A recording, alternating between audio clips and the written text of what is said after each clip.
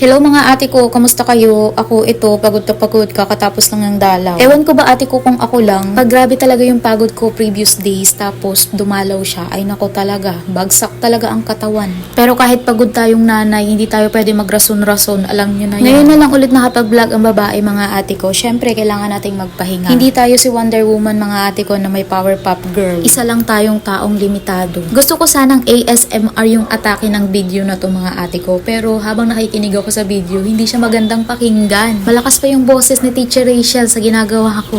Pag may toddler ka ate ko, alam ko relate ka talaga dito. Hindi pwedeng patayin yan. Umaga pa lang, ay nako naman, i-on mo na yan kasi may bata talagang, ay nako, makikialam sa mga ginagawa mo. Ganito nga ayos yung ginagawa ko every morning mga ate ko kasi pag hindi ko yan ginawa, ay nako, wala talaga kaming madadaanan.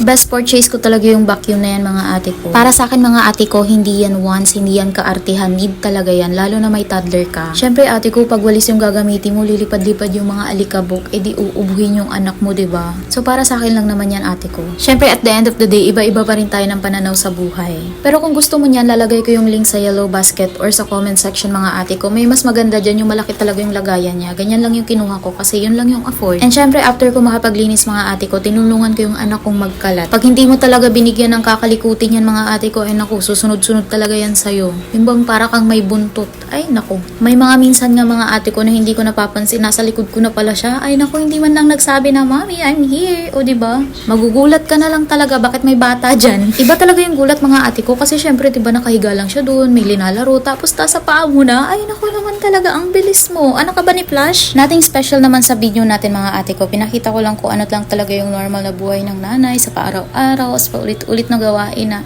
hindi na lang talaga natapos. Syempre wala naman tayong nani, wala tayong yaya, hindi rin naman natin na-afford, kaya lahat ng gawain sa bahay, tayo pa rin ang gagawa. Pwede ko naman yan iutos kay Mr. mga ate ko, pero syempre nung mga nagpapahinga pa ako nung mga nakaraang araw, siya na lahat ang gumawa. So bilang asawa, ako na to, I got you, ako na, babawi ako sa mga ginawa mong kabutihan sa akin kasi hindi mo ko iniwan sa panahon na ano daw? O diba, nagugugas lang naman si ate girl mo dyan pero ang dami ng dada. Hindi pa talaga siya natapos dyan. Tapos nagpi-film ako mga ate ko. Akala ko naglaran yung video mga ate. Sus ko nalubat na pala ako. O diba? Kaya putol yung video na to. Pero carry lang yan. At least may napapanood kayo diba? Charis. Sa part ng video na yan ate ko nakat na yan kasi nga nalubat ako. Hindi ko na nasama yung, alam niyo yung binuhat ko si Amira habang naghuhugas ng plato. Tapos pag ganyang nangungulit na talaga si Amira mga ate ko, kailangan ko na talaga yung patulugin. So ayun, anong gagawin? Mag-i-stop sa paghuhugas ng plato tapos papatulugin ng bata.